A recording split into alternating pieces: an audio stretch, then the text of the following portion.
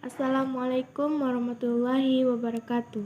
Perkenalkan, nama saya Bella Delvia dari kelas 11 RPL. Baiklah, hari ini saya akan mempresentasikan tentang format teks pada halaman web.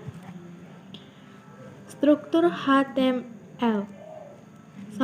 Elemen halaman. Elemen HTML adalah bagian-bagian pembentuk halaman web yang meliputi head, body, title, link, tag, paragraf, list, dan sebagainya.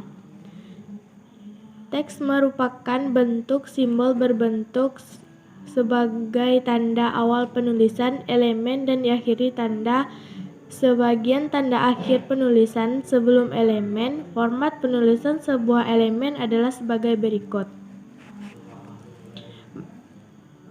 Tidak semua elemen dalam dokumen HTML dalam penulisannya harus menggunakan tag awal dan akhir secara berpasangan. Contohnya adalah sebagai berikut. Untuk mencetak garis horizontal menggunakan tag HR. Untuk mencetak kalimat pada baris selanjutnya menggunakan tag BR. Penomoran sebuah daftar teks menggunakan list item dengan tag LI. Pembuatan format teks dalam pembentukan paragraf menggunakan teks P. Kelebihan dokumen web berbasis HTML adalah kemampuan untuk mendukung penulisan skrip bahasa pemrograman web lainnya dalam badan HTML seperti VBScript, JavaScript, PHP, ASP, dan AJAX. 2.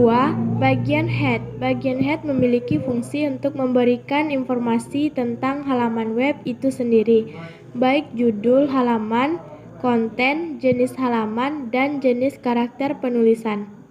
Diawali dengan head, diakhiri dengan head. Contoh sebagai berikut. 3. Bagian body.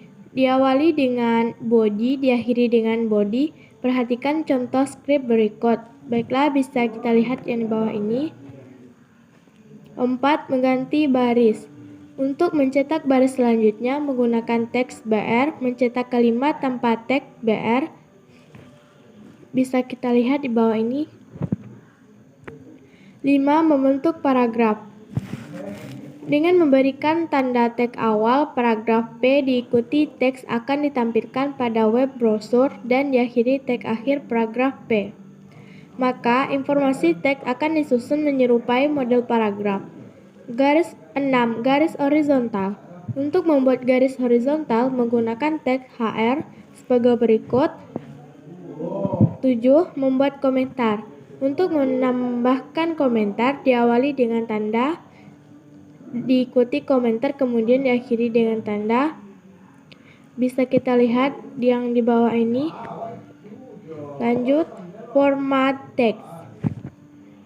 1. Memanipulasi tampilan teks pada halaman web. A. Mencetak tebal teks. B. Teks B. B. Mencetak tebal teks dengan strong. C. Mencetak miring teks. D. Mencetak teks bergaris bawah. E. Memberi tekanan teks. F. Membesarkan huruf. G. Mengecilkan huruf. H. Mencetak superscript teks. I. Mencetak suffix teks. J. Mencetak teks berkedip. K. Mencetak teks berjalan. L. Mencetak teks dengan coretan. 2. Format heading. Fungsi utama heading adalah untuk mengatur besar ukuran teks dalam halaman web yang biasanya diterapkan pada sebuah judul atau tema informasi yang terdapat pada halaman web.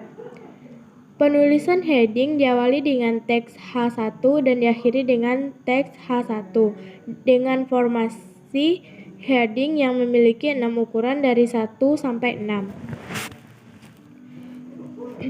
3. Bentuk preformat teks. Seperti telah dijelaskan sebelumnya, bahwa untuk mencetak teks pada baris selanjutnya digunakan teks BR, sementara untuk format paragraf menggunakan teks P. Besar jarak spasi antar baris dalam halaman web adalah 1 spasi.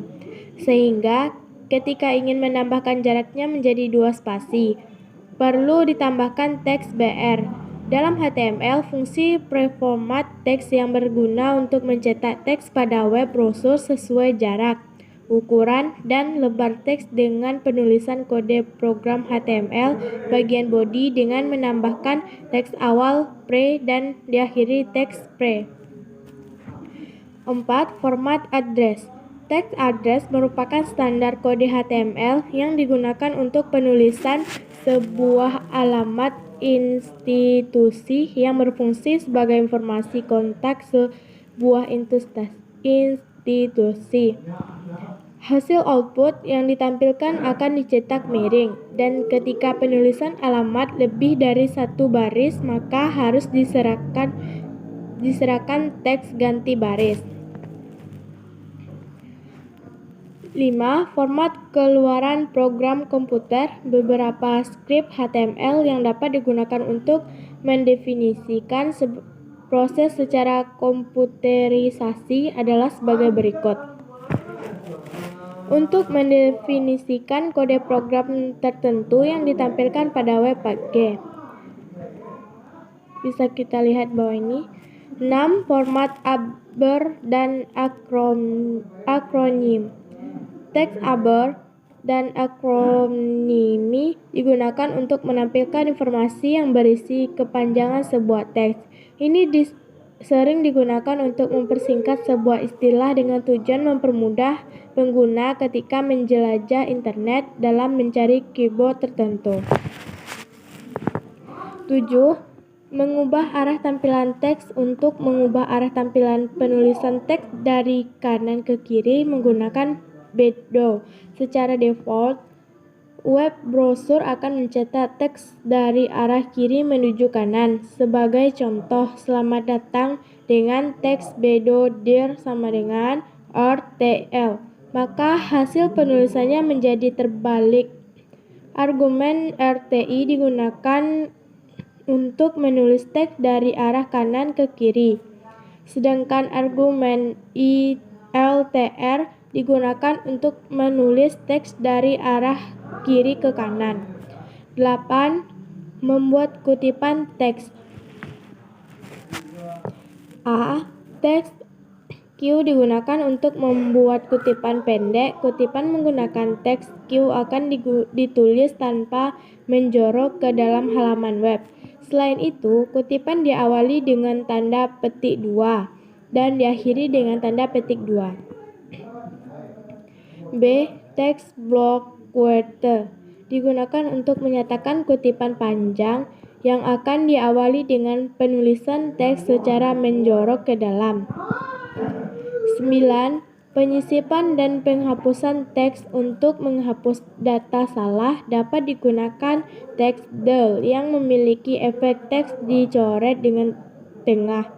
Efek teks dicoret mirip dengan efek teks ketika menggunakan teks S seperti yang telah dijelaskan pada subbab sebelumnya. Untuk melakukan koreksi informasi yang salah pada web dapat digunakan teks yang memiliki efek tulisan bergaris bawah seperti efek tulisan dengan teks ahref. Baiklah, hanya itu yang dapat saya sampaikan. Saya akhiri dengan wabillahi taufiq wal hidayah. Wassalamualaikum warahmatullahi wabarakatuh.